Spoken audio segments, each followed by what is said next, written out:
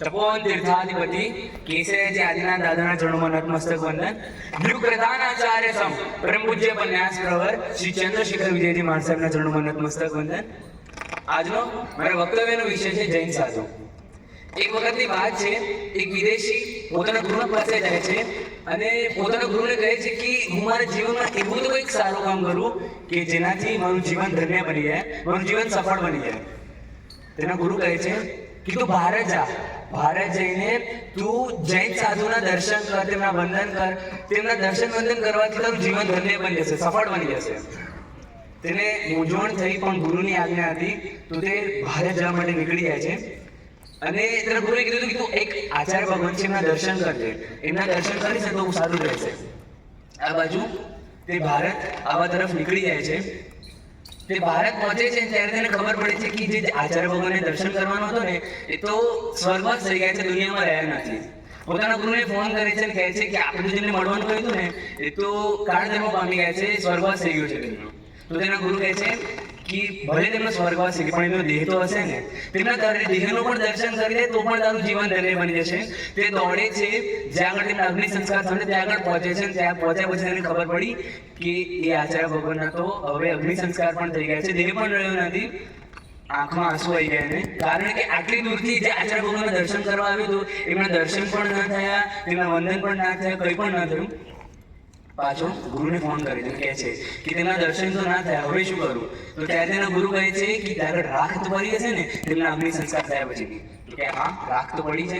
તો તેના ગુરુ કહે છે રાખ પણ તું તારા માથે લગાડીશ ને તો પણ તારું જીવન ધન્ય બની જશે. આ છે જૈન સાધુ. આ એ જૈન સાધુ છે જે ગરમીની અંદર જ્યારે વિહાર કરે છે ને ત્યારે મનમાં કોઈ સંકલ્પ વિકલ્પ નથી કરતા, ખાલી દિલની અંદર તો એક જ ભાવના રાખે છે કે મારા ભગવાનની આજ્ઞા છે ને કે મારા જૈન સાધુ એક જગ્યાએથી બીજી જગ્યાએ જવા માટે વિહાર કરીને જાય, ચાલતા જાય, ઉગાડા પગે જાય. તો બસ પછી એ ઉગાડા પગે જાય છે તે વખતે એવું નથી વિચારતી કે આ વિહાર કરતા કેટલા બધા ગરમીને સહન કરવું પડે છે, કેટલો માથે તાપ આવે છે. આ એ સાધુ ભગવાન છે જે જ્યારે માથે લોચ કરાવે છે ને ત્યારે આંખમાં દુઃખના આંસુ નહીં પણ હર્ષના આંસુ હોય છે કે એક એક વાટ છૂટા છૂટા મારા એક પાપ કર્મના ભૂકા બોલાઈ જાય છે, મારા પાપ કર્મો ધોવાઈ જાય છે.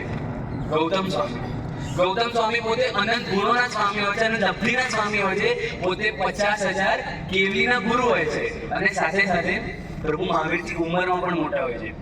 તો પણ ક્યારે પ્રભુથી ઊંધી દિશામાં નથી. પ્રભુ કહે કે આને બોધ પમાડીને આને ધર્મલાભ લઈને આવે, બસ પહેલી જ વાતે પ્રભુને પડતો વચન સ્વીકારી લે. આ છે જૈન સાધુ.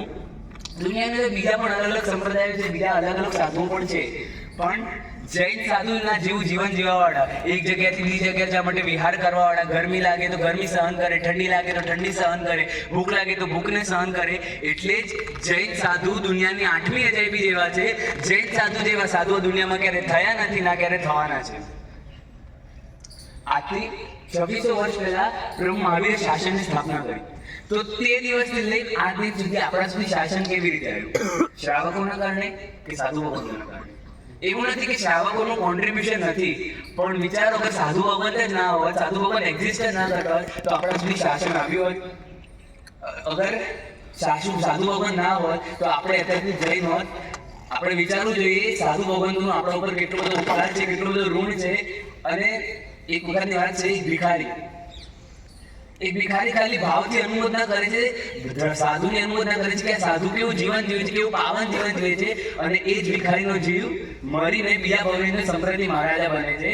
આ છે જૈન સાધુનો કમાલ. અગર ખાલી તમે ભાવથી સાધુની અનુમોદના કરો છો તો તમને સંપ્રતિ મહારાજાનો ભાવ મળી શકતો હોય, તો અગર આપણે વિચારીએ તો આપણને શું ના મળી શકે? અને બીજા પોઈન્ટ ઓફ વ્યૂથી એવું વિચારીએ કે અગર જૈન સાધુની અગર આપણે નિંદા કરી હશે તો આપણનો જન્મ કઈ ગતિમાં થશે. અગર આપણે એવું થાય ને કે દિવસની અંદર એકવાર સાધુ ભગવાનના દર્શન ન થાય તો પણ ચાલે, પણ એકવાર સાધુ ભગવાનની ક્યારેક નિંદા તો નહીં જ કરવી. જેવી રીતે સૂરજ વિના રોશની અધૂરી છે, ચાંદ વગર ચાંદની અધૂરી છે, પાણી વગર નદી અધૂરી છે, તેવી જ રીતે આ જૈન સાધુ વિના જે શાસન અધૂરું છે, તેવી જ રીતે આ જૈન સાધુ વિના જે શાસન અધૂરું છે. વિતરાગ ભગવાન પણ મદદ